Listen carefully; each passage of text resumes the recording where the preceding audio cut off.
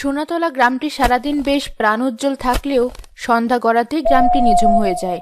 সন্ধ্যা নামার সাথে সাথে সব ঘরের দরজা বন্ধ হয়ে যায়, কেউ বাইরে থাকে না।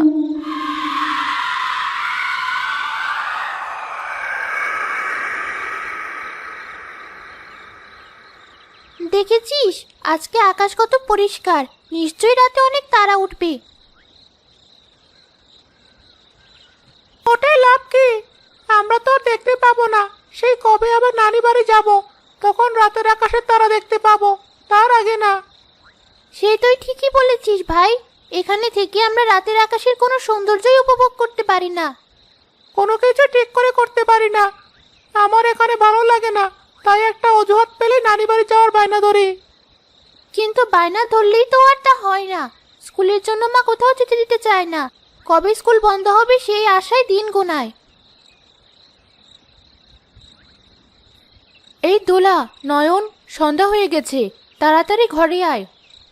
এখনো তেমন সন্ধ্যা হয়নি মা, আমরা আরেকটু খেলা করে আসছি। ছেলে মেয়ে দুটোকে একটা কথা একবার বলে শোনাতে পারি না। একদিকে আমি কাজে চোখে দেখি না, অন্যদিকে তাদের জ্বালা। বৌমা, তোমার ছেলে মেয়ে দুটো কোথায়? সন্ধ্যা যে ঘনিয়ে এলো, তাদের এখনো কোনো দেখা নেই। কোনো ক্ষতি না হওয়া পর্যন্ত থামবে না নাকি? সে কথা তাদের কে বলবে মা? আমিও তো একজন মানুষ, ঘরের সব কাজ তো আমাকেই করতে হয়। আমি কাজ করবো নাকি ওদের পেছন পেছন ঘুরে বেড়াবো? তবুও ঘরে আসার সময় ওদেরও বললাম আসতে, কিন্তু তাদের এখনো কোনো খবর নেই।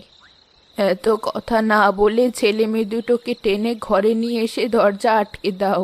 কিছু হয়ে গেলে পরে তোমারই ভোগান্তি হবে।